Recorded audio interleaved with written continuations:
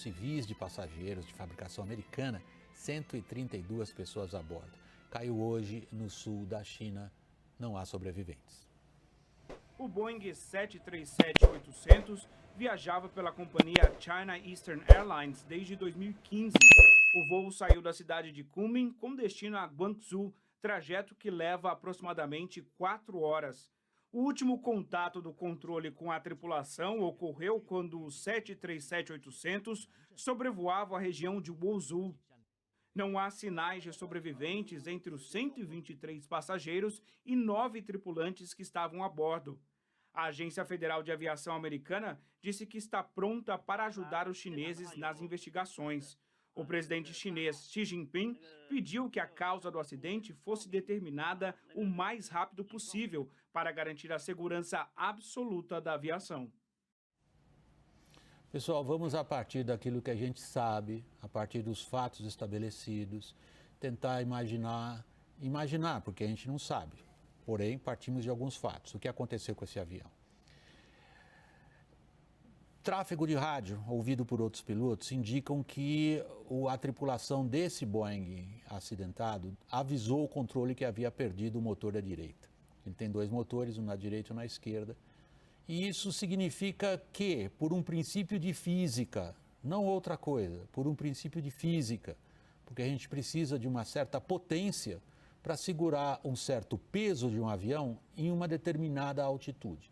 Por um princípio de física, esse avião tinha que começar a descer. Simplesmente ele perdeu metade da potência e não poderia conseguir voar naquela altitude.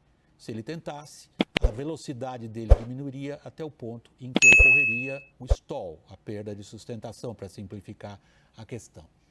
O que aconteceu a partir do site Flight Radar, que é muito usado quando se analisa o comportamento de aeronaves em voo, como é esse caso? Vocês vão ver agora na nossa segunda ilustração, esse avião estava voando, de acordo com o Flight Radar, no rumo magnético 98. O rumo magnético é o rumo da bússola, ok? Ele estava voando nessa direção.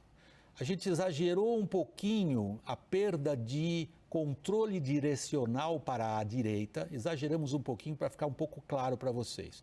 Ele se desvia 40 graus para a direita, o que é condizente com a perda do motor direito. Quando surge uma situação como essa num avião desse tipo, de assimetria de potência, tem um lado dele com potência, o lado esquerdo. Tem um lado direito dele que perdeu potência, porque o motor ali morreu, o direito. A proa do avião, o rumo magnético dele, se desvia um pouquinho. Isso é aceitável para pilotos, mas não todos esses 40 graus. O que é que isso daí sugere? Que houve perda de controle direcional. Essa está estabelecida pelo Flight Radar 24. A gente pode concluir que houve perda de controle direcional. Esse vídeo horroroso machuca o coração de qualquer um que olha isso. O avião entrando em alta velocidade no solo. Ele indica que após essa perda de controle direcional, por causas que a investigação terá que examinar, houve também uma perda de controle completo do avião. Uma das dúvidas que os investigadores terão de resolver é por que o avião não, imediatamente após perder o motor, iniciou uma descida. Há uma tabela que a gente gostaria de mostrar para vocês, apenas para que vocês tenham uma ideia do que um piloto tem na mão num momento desses. Essa é a tabela do fabricante, da Boeing. Ela diz para o piloto, isso aí está dentro do computador dele, mas também está num livrinho, junto da perna dele, que é para ele consultar no caso de perder um motor em cruzeiro, como aconteceu com esse Boeing na China. O que ele tem que fazer?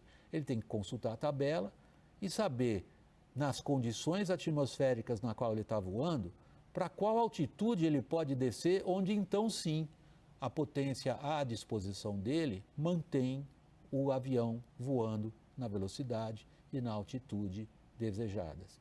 Por que os pilotos não iniciaram imediatamente esse procedimento de descida, que não é uma descida de emergência, ela é tranquila, em inglês até se diz drifting down, ou seja, escorregando para baixo, é outra questão que a investigação que terá que